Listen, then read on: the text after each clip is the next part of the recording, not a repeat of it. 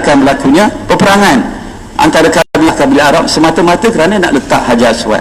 Jadi mereka akui Rasulullah seorang yang bijak, seorang yang amanah, tak pernah berbohong. Tapi bila selepas Rasulullah mengisytiharkan sebagai Nabi dan Rasul, mulalah datang ujian dan cabaran kepada baginda Muhammad SAW. Ujian dalam bentuk apa? Ujian semasa Rasulullah berada di Mekah, ujian daripada pemimpin-pemimpin Mekah, di kalangan keluarga baginda sendiri, daripada Bani Hashim, contohnya daripada Abu Lahab, bak saudara Rasulullah sendiri, daripada pemimpin Bani Umayyah seperti Abu Sufyan, ujian daripada pemimpin Bani Mahzum seperti Abu Jahal, dan ramai lagi lah pemimpin-pemimpin, pembesar-pembesar orang-orang kafir Quraisy yang menentang. Bila lihat umat Islam semakin ramai, maka kita lihat ketika peringkat awal Rasulullah berdakwah selama 3 tahun secara secara diam-diam, tak benarkan para sahabat menunjukkan keislaman sebab mereka akan ditangkap dan diseksa. Cuma Rasulullah dia yang berani semayang di Kaabah. Umat Islam lain sorok-sorok semayang. Dan kita lihat bagaimana Rasulullah telah memilih rumah Arkam bin Abi Arkam. Rumah Arkam bin Arkam ni terletak di Bukit Safa. Kenapa Rasulullah pilih tempat tu sebagai tempat berkumpul, tempat belajar agama, tempat Rasulullah berdakwah? Tempat tu selamat ketika itu, terletak di tempat yang strategik, dipunyai oleh Arkam bin Arkam, salah seorang Bani Mahzum yang dianggap sebagai penentang agama Islam. Mereka tak sangka ada orang di Bani Mahzum yang akan sokong Islam. Jadi kita lihat Rasulullah bergerak daripada rumah ke rumah, Rasulullah bergerak berdakwah daripada rumah Arkam bin Abi Arkam, sehinggalah akhirnya bila umat Islam semakin ramai, kita lihat orang-orang Quraisy Mekah mula bermesyuarat mengambil tindakan apa nak buat terhadap umat Islam. Maka mulalah berlaku seksaan demi seksaan, seperti yang berlaku pada Bilal, seperti yang berlaku pada Habab bin Arad, seperti berlaku pada keluarga Ammar bin Yasir. Semuanya disula oleh Abu Jahal. Bayangkan, semuanya disula oleh Abu Jahal. Dia juga bapa Ammar Yasir dibunuh oleh orang-orang Quraisy.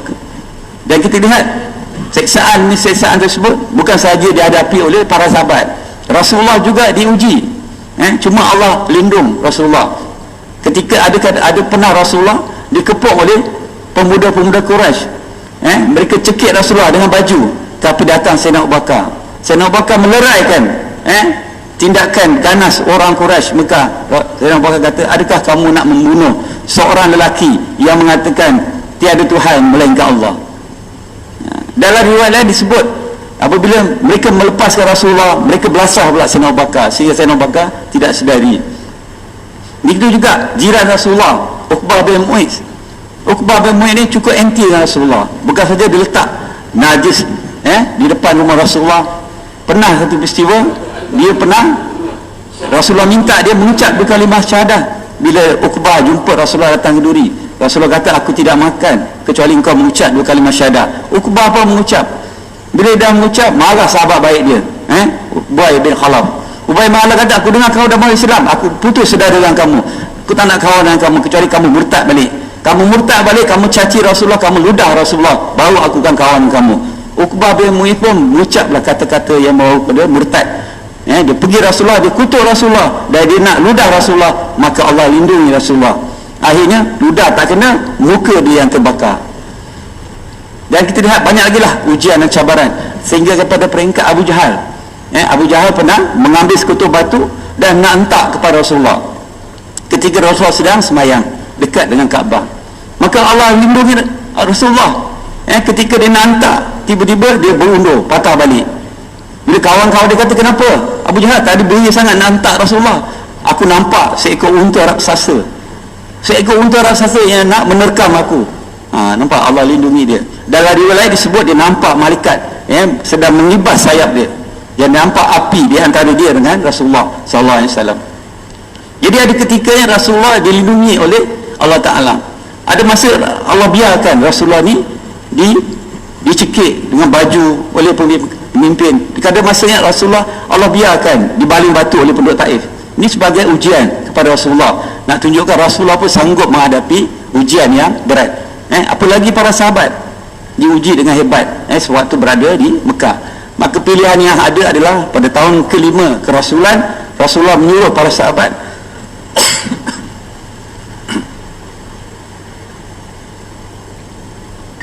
Rasulullah menyuruh para sahabat untuk berhijrah ke Habsyah. Sebab itu sebuah negara Kristian di bawah pemerintahan Najasyi yang sangat baik dan adil. Maka berlakulah hijrah ke Habsyah. Hijrah yang pertama seramai 16 orang, dipimpin oleh Sayyidina Uthman dan anak Rasulullah, isteri Sayyidina Uthman, iaitu Ruqayyah.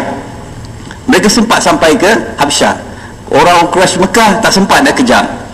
Dalam pusingan yang kedua semakin ramai, iaitu lebih kurang 101 orang, mengikut pendapat dalam buku, dalam kitab Rahiqul Mahtum, 101 orang yang sempat berhijrah ke Habsyah dan dikejar oleh dua orang pemuka Quraisy yang terkenal, yang masa itu belum Islam lagi.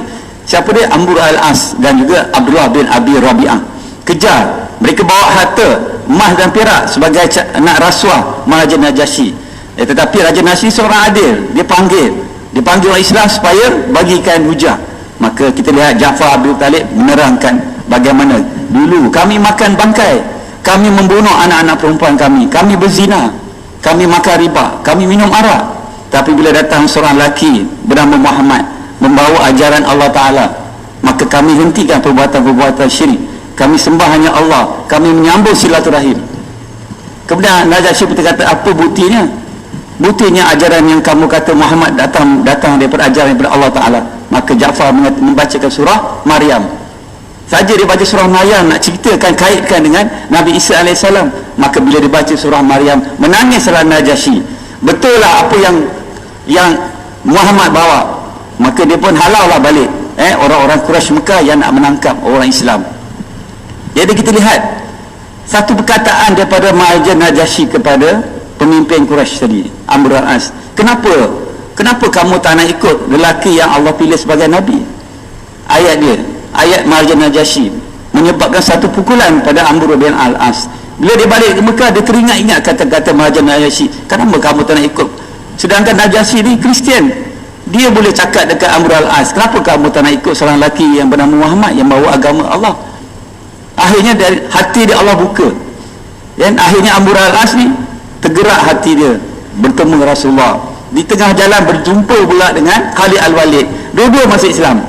Jadi Khalid al-Walid, panglima tentera Quraisy Mekah, dan juga Amr al-As, seorang pemimpin hebat, masuk Islam sebelum berlakunya Fathul Mekah. Jadi kita lihat ujian cabaran Rasulullah hadapi semasa di Mekah, sehinggalah kepada kemuncak dia Rasulullah hendak dibunuh. Maka Rasulullah telah mendapat keizinan dari Allah Ta'ala supaya memerintahkan para sahabat berhijrah ke Yasrib, ke Madinah. Maka kita lihat bagaimana ujian yang dihadapi Rasulullah para sahabat selama 13 tahun di Mekah.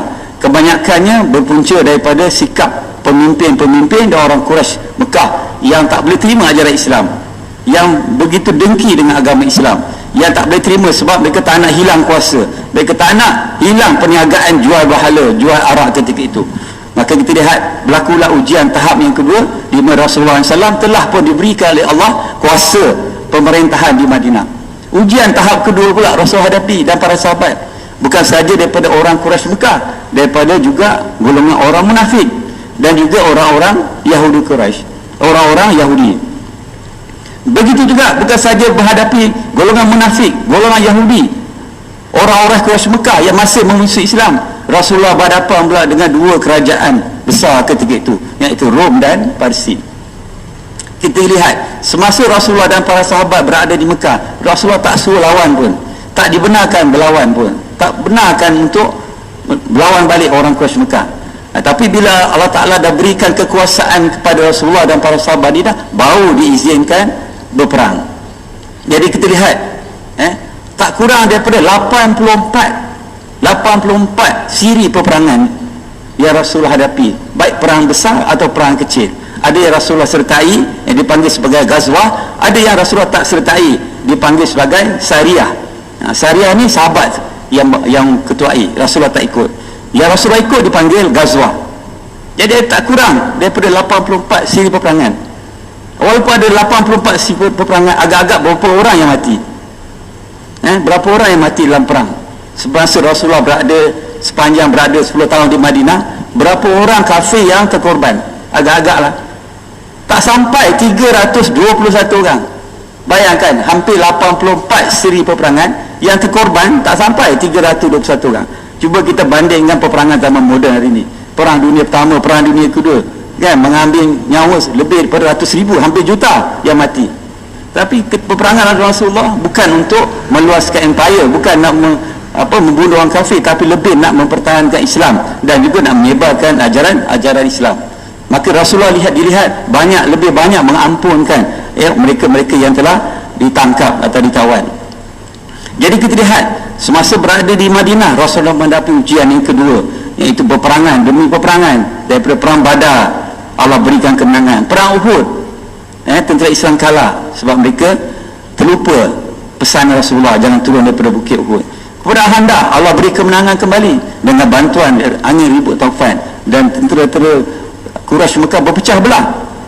Dan sebelumnya peperangan lain, Allah berikan kemenangan. Perang Hunain, ketika umat Islam rasa dia kuat, boleh menang, Allah uji dia dengan hampir kalah, Allah bagi kemenangan kembali dalam perang Hunain. Kemudian Allah Ta'ala beri ujian berhadapan dengan Rom pula, tentera Rom, dalam perang yang hebat, iaitu perang Mu'tah. Perang Mu'tah, 3 orang sahabat besar Rasulullah yang telah syahid, iaitu Zaid bin Harisah, Ja'far bin Abi Talib, Abdullah bin Rawaha, syahid. Sehingga kan Ja'far bin Abi Talib dipanggil Ja'far Tuyul sebab tangan dia dua-dua kudung, sebab nak memegang bendera Islam. Sehingga Rasulullah kata, semua orang yang mati syahid, dia tidak mati tapi mendapat rezeki Allah. Semua orang yang syahid, Rasulullah kata, berada di dalam kantung burung berwarna hijau dalam syurga. Semua orang mati syahid berada dalam kantung seekor burung hijau dalam syurga, kecuali Ja'far bin Abi Talib. Allah bagi dia sayap sendiri, sebab tangan dia tak ada kudung, Allah bagi dia sayap, boleh terbang dalam syurga. Itulah kelebihan mereka yang mati syahid. Sehinggalah kita lihat Khalid Al-Walid yang membantu menyelamatkan umat Islam daripada dikalahkan oleh Rom dalam perang Mu'tah. Dan akhirnya berlakulah perang Tabuk yang begitu hebat akibat ancaman Rom dengan suasana panas. Tapi akhirnya Allah beri kemenangan walaupun tidak berperang dengan Rom cabut lagi. Dan akhirnya Rasulullah dapat mengikat perjanjian damai dengan kabilah-kabilah Arab yang sebelum ni bersekutu dengan Rom. Itulah cabaran yang dihadapi Rasulullah ketika berada di Madinah, berperang demi berperang dengan tentera musyrikin. Begitu juga Rasulullah berhadapan dengan orang munafik, orang yang berpura Islam, yang diketuai oleh Abdullah bin Ubay. Sembahyang belakang Rasulullah, puji Rasulullah, tapi di belakang Rasulullah dialah kepala yang nak menghancurkan umat Islam. Sebab apa? Sebab sebelum datang Rasulullah SAW, orang-orang Madinah dah bersetuju nak lantik dia sebagai raja di Madinah. Tiba-tiba muncul Rasulullah dan orang Madinah mengangkat Rasulullah sebagai pemimpin. Maka hilanglah peluang dia nak menjadi raja di Madinah. Maka timbul dendam kesumat Abdullah bin Ubay. Kita lihat pengkhianatan demi pengkhianatan yang dilakukan oleh orang-orang munafik. Contoh dalam perang Uhud, ketika umat Islam 1000 orang dah bergerak di Bukit Uhud, 300 patah balik. 300 patah balik hasil daripada hasutan Abdullah bin Ubay. Itu juga dalam perang Tabuk, Abdullah bin Ubay dan orang munafik hasut umat Islam, jangan pergi, Tabuk adalah jauh, suasana panas. Kita panas berapa? 30 Celsius. Tapi di sana bayangkanlah, mungkin lebih daripada 50 Celsius atau 60 Celsius. Ujian, kepanasan, makanan pun habis. Mereka hasut supaya jangan pergi perang. Orang munafik sampai peringkat membina Masjid Dirar. Masjid Dirar dibina untuk kononnya nak bantu Islam. Rupanya di situlah pusat gerakan dia untuk menghancurkan Rasulullah SAW. Sehingga Rasul arah sahabat pergi bakar Masjid Dirar. Bakar Masjid Dirar. Masjid dibina oleh orang munafik. Tapi Rasulullah tidak bertindak pada Abdullah bin Ubay, pada orang munafik. Dilarang. Sebab apa? Sebab dia takut nanti orang akan kata Rasulullah membunuh sahabat dia sendiri. Walaupun anak dia, bayangkan anak Abdullah bin Ubay, iaitu Abdullah bin Ubay, minta kebenaran nak bunuh anak bapa dia, tapi Rasulullah halang sebab takut jadi fitnah.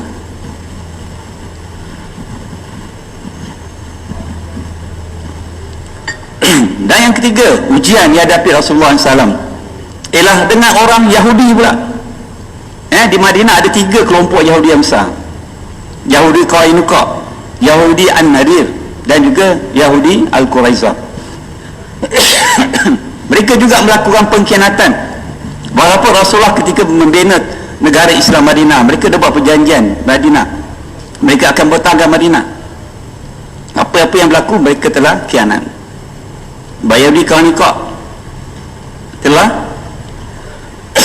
telah cuba menghancurkan umat Islam. Akhirnya mereka telah dihalau daripada Madinah. Begitu juga Yahudi An-Nadir ajak Rasulullah berbincang. Rupanya bila ajak bincang, mereka dah siap plan, rancangan nak bunuh Rasulullah dengan lepaskan batu daripada bumbung. Akhirnya Rasulullah tahu Yahudi An-Nadir pun dihalau daripada Madinah. Dan yang ketiga, Yahudi Quraizah. Yahudi Quraizah ni lagi dahsyat. Dia terang-terang berpakat dengan orang kafir Quraisy dalam perang Khandaq. Ya, dia belok dari dalam. Maka akhirnya bila habis perang Khandaq, Rasulullah arahkan mereka semua ditahan dan ditanya pendapat Sa'd bin Ubadah, apa nak buat? Sa'd bin Ubadah kata, yang laki semua kita pancung, perempuan dan kanak-kanak kita jadikan tawanan perang.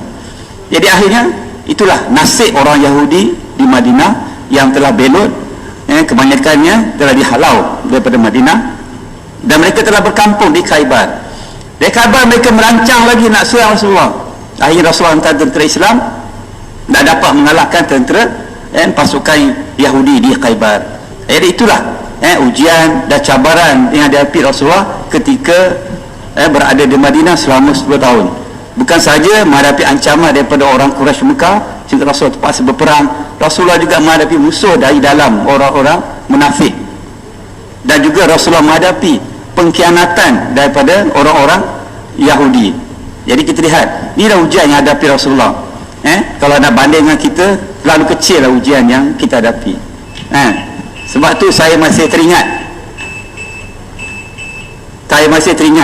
ketika Rasulullah berada di Kaabah, hampir Rasulullah berbaring dekat Kaabah, Rasulullah sedang berbaring, datang Khabbab bin Arat, sahabat Nabi, seorang hamba yang telah Allah uji dengan ujian yang sangat berat.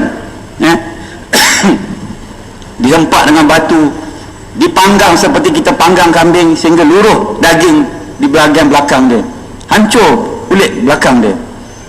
Bila Khabbab berjumpa Rasulullah, wahai Rasulullah, mata Rasulullah yang saya baca ayat mula-mula tadi, wahai Rasulullah, bila Allah nak bagi pertolongan? Wahai Rasulullah, bila lagi pertolongan ni? Kita dah kena seksa, tak berhentilah. Maka Rasulullah kata apa? Kamu adalah orang mustajilun. Kamu ni mustajilun, kamu ni gopo. Sebab orang-orang terdahulu daripada kamu, mereka telah ditanam separuh badan, digergaji kepala mereka, mereka telah disikat dengan sikat besi. Ujian yang hadapi orang dahulu lebih hebat daripada kamu, tapi kamu ni tak sabar, kamu ni gopo. Bayangkan kalau Khabbab pun Rasulullah kata gopo, kita ni lagi tak berapa kali gopo kan. Jadi itulah seberingkas saya dapat kongsi bersama pada pagi ini, ujian dan cabaran dihadapi Rasulullah SAW sewaktu berada di Mekah dan Madinah. Mudah-mudahan sikit sebanyak maklumat pengetahuan ini meningkatkan keimanan kita bahawa ujian kita hadapi adalah selalu sedikit berbanding dengan Rasulullah dan para sahabat. Wallahu alam. Saya mohon ampun dan maaf salah dan silap. Yang baik daripada Allah Ta'ala, yang salah dari saya. Astagfirullahaladzim. Assalamualaikum warahmatullahi wabarakatuh.